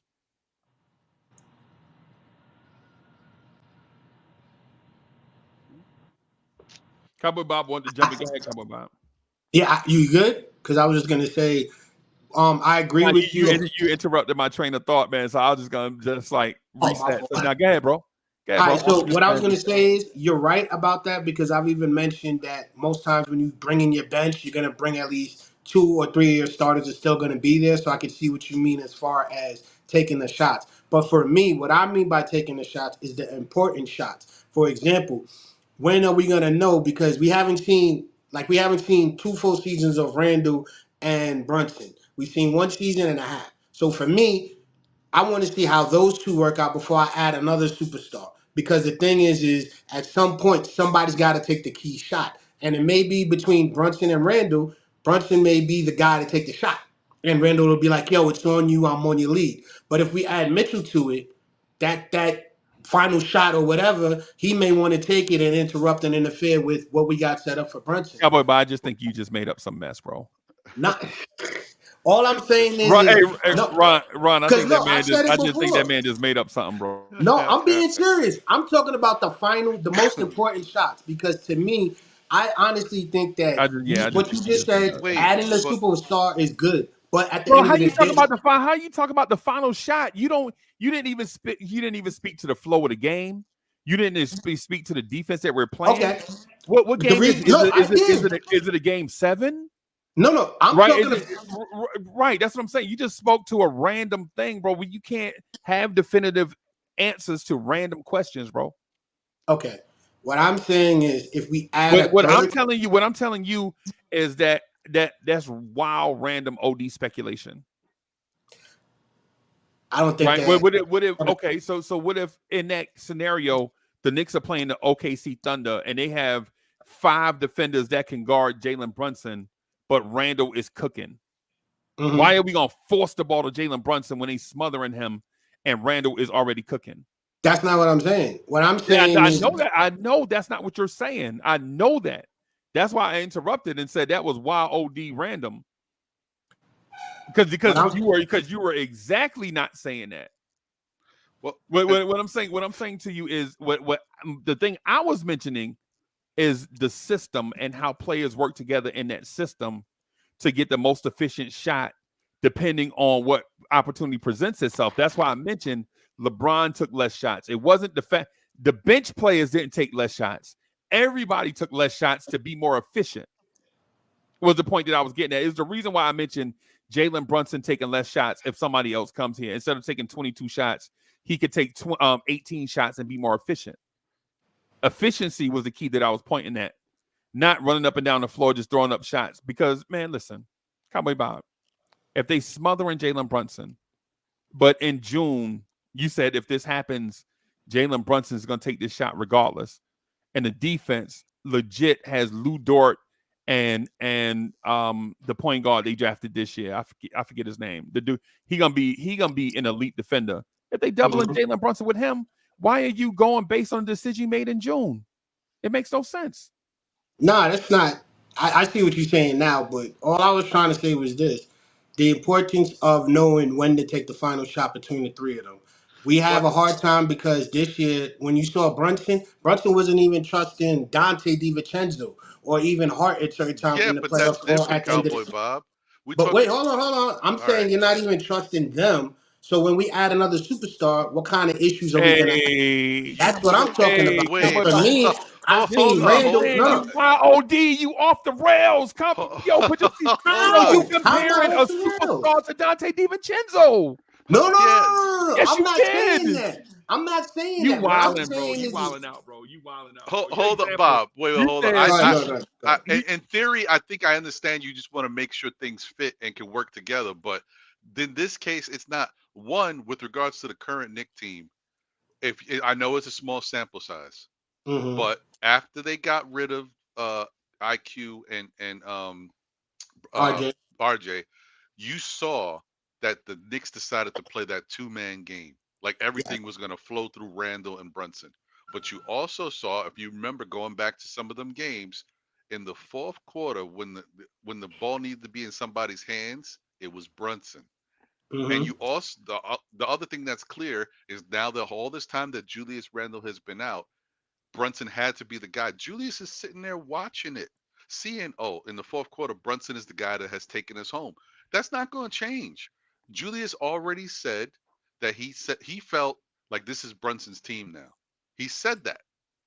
It is what it is. I don't think you got to worry about that. I think Julius will still continue to do what he's doing and play. He's already said, even on the podcast, I prefer playing with another number one guy. He doesn't mind that role. I think it's fine. I don't think you got to worry about that. And in regards to when it comes down to a final shot in a game or who's going to be there to get the ball, if Donovan Mitchell is here, Donovan Mitchell's coming to the Knicks, but he knows this is Brunson's team. And if they're just going back, like just history, just the mindset, Brunson has cooked Donovan, and Donovan knows. Donovan knows that Brunson is that guy. It's all about just playing off of each other. The ball goes to Brunson. Brunson tries to create. If the double team comes, you pass it to Donovan, and then Donovan goes crazy. Or you pass it to Julius. Then Julius, bro, if you got Don, it's but if you fine. got Spider, if you have Spider on the floor, the double team is never coming. That's what I'm saying, Freezy. And that's another thing I was going to say is who's better, Brunson or Garland? And Brunson. I know, and it's not even close, right? Right. So could Right. you imagine this is outside of all of the other basketball, like how does this work? How does the defense But he play? never said. But Cowboy Bob didn't say that. He Oh said no, I know. he said I've he gone didn't off trust now. Dante DiVincenzo in those moments. I Nah, I got you. didn't say I that. got I you. was trying to simply say that for me, sometimes we've seen our guy Brunson get headlocked to where he's so focused on it being on his shoulders. That's what I was trying to say. That's why I use that as an example. But I'm not saying comparing Dante DiVincenzo to Donovan Mitchell. But I'm you did containing the though. mindset of Brunson this season. The mindset of Brunson this season is I'm the guy, I'm him. Cool. I understand that That's Randall but that's is the false guy. also. That's false also because there were different parts of the season, right? Man, Jalen Brunson wasn't jocking out OG Anunoby in January, bro. No. They were playing complementary basketball. And Hmm. at the beginning of the season, the offense was a balanced offense that Julius Randle and Jalen Brunson couldn't get going in. That's why they scrapped the whole Grimes and RJ thing together thing. That's why Grimes went to the bench, right? Because a balanced offense doesn't work for this group. This group needs to have features in it, right? That's why Jalen Brunson got cooking in November. That's why Randall got cooking in November when they went away from everybody was like, yo, we need ball movement, man. We need such and such and such, man. We got to move the basketball. And when everybody was touching it, we was getting our neck kicked in, right? And then when Brunson was like, okay, that's enough of that, bro. Me and Randall, we gonna carry the offense. And then that's when you saw us beat the Milwaukee Bucks. That's when you saw us trending in the right direction. Because Knicks fans cried for, man, we need ball movement, man. They be holding the ball. And listen, I get that part, right? I get it. You want to see others involved, right? But then when you talk about the playoffs, when Jalen Brunson was dribble, that was a different team altogether. That was the fourth iteration of this team. Randall was gone. Mitch was gone. OG was gone. Bogey was gone. All these guys were gone. And the guys that were complementary players were not stepping up. That was a different iteration. Right? So to assume that Jalen Brunson is going to be dribble with Devin Booker, Julius Randle, OG Anunoby, and Hartenstein on the floor is false. It's false. All I'm saying is let's apply the information, the data, and the things that we've seen to the relevant spaces and not take the last time we saw him is what he is going forward. I don't think that's fair and accurate. I think that's a fair point, Freezy. And the other thing I wanted to say, I know this is it's relevant to my point, but people are not thinking about it because it's a different context. You guys remember how Jalen Brunson played when he was with the FIBA team? Yeah. Right? They had all those other stars on the team, the Anthony Edwardses, the Brandon Ingrams, and all these other guys that could get off. You notice how passive and how different he was on that team? If that particular team And had they playoff lost. Brunson, had Nick Brunson that he's been the last 2 months of the season, they would have been cooking. They would have been But cooking. he was in a different mindset, different role. I don't need to do all that stuff. I got a bunch of other players. Let me just fill in my role. And so that Brunson's only going to do what he thinks he needs to do because there's no other options. He had no other options with Julius and all these guys being hurt, so he had to carry the load, take a bunch of extra shots that he normally wouldn't take, and I think that if you bring in a Donovan Mitchell, for example, and have a Julius Randle healthy, he's just going to roll And with OG the Anunoby? punches. And OG Anunoby. He's just going to do what needs to be done. He's going to take the shots that are needed, but if other guys are there, he'll watch. He'll see what needs to happen. But the other thing though is the truth is, it is what it is. If Brunson is cooking, or just like any of those guys is cooking, if there's no double team coming, they're going to continue to cook. So I don't care if Brunson's taking 30 shots and he hits 25 of them. I'm not mad. If they can't stop him, they can't stop him. So it is what it is. Right. I just think that we have a lot of different ways to look at what the Knicks can do to improve the team. Donovan Mitchell is just one way, but like I said, my point of bringing up the Garland thing, because Garland and Brunson are not even close. Brunson is an incredible player compared to Garland. Garland's good, but Brunson is better. You can't double team those two guys on the floor together. You cannot stop those two guys. It's a problem that no one can solve.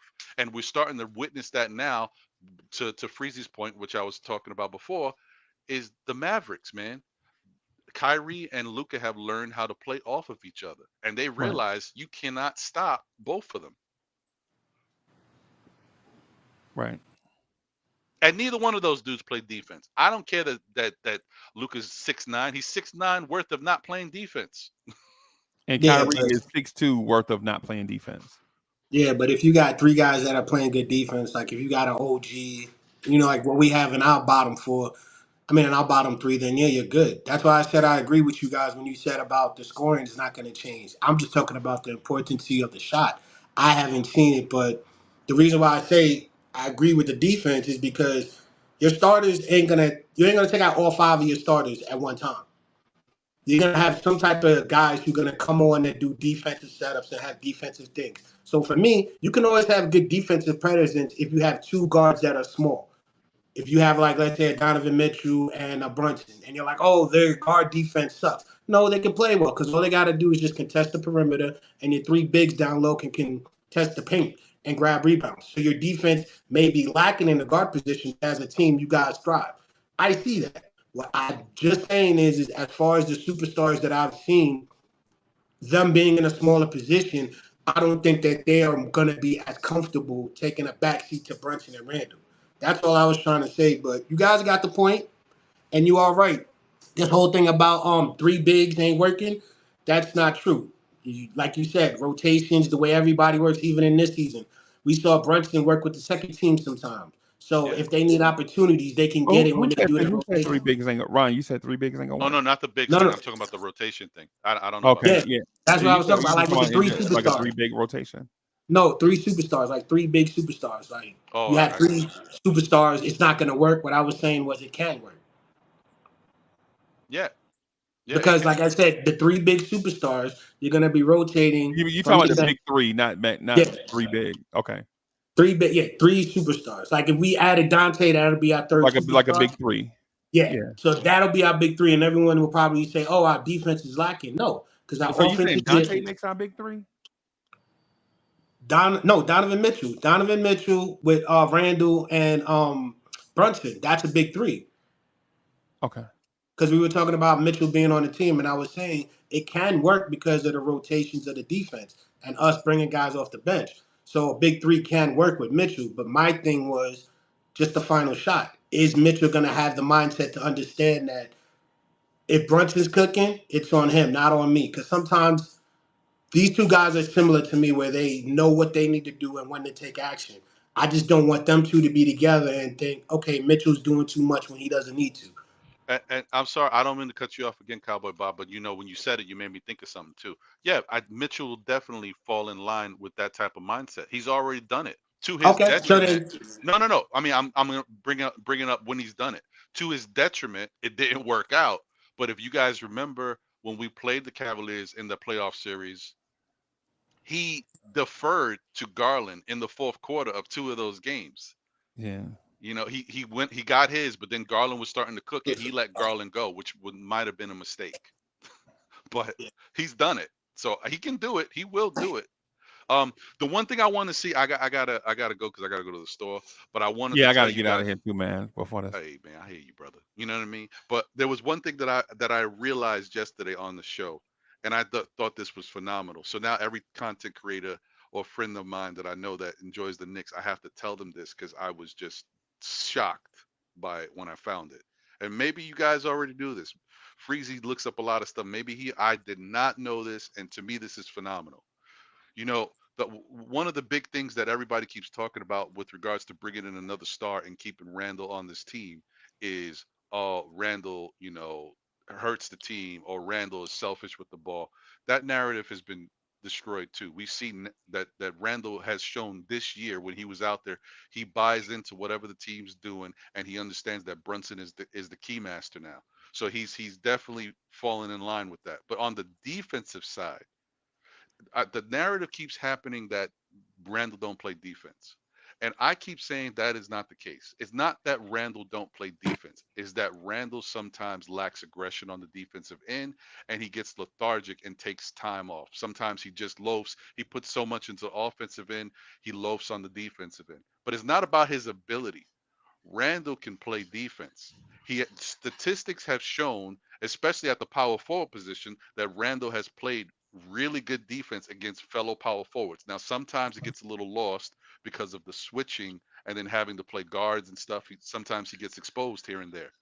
So I had to look at the stats and the numbers, and I was shocked at what I saw.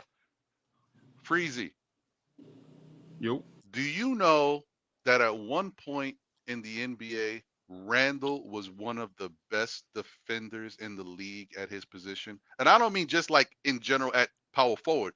His numbers, his Yes. defensive rating was 107. Do you know Yeah, how I knew that. good that is? OG Yeah. Anunoby's regular season defensive rating for the Knicks was 107 this year. Yeah. Put that into and this was 2 years of Rand. Now I know this is a long time ago, but it just shows his ability. 2 years of Randall putting up 107 as a defensive rating with the Lakers, playing 81 games a season in both years. Right. That's nuts. I couldn't believe what I saw. I just had to share that with you guys because that just shows me how good Julius Randle is as a player. Like, he has everything. He may Right. not put it on display all the time, but this dude is phenomenal, man. Right. That's all I Hey, had to say. I'm gonna stop it right here because I gotta do it before 2 hours. But thank you everybody for coming through, rocking. go New York, go New Peace, York, go. everybody.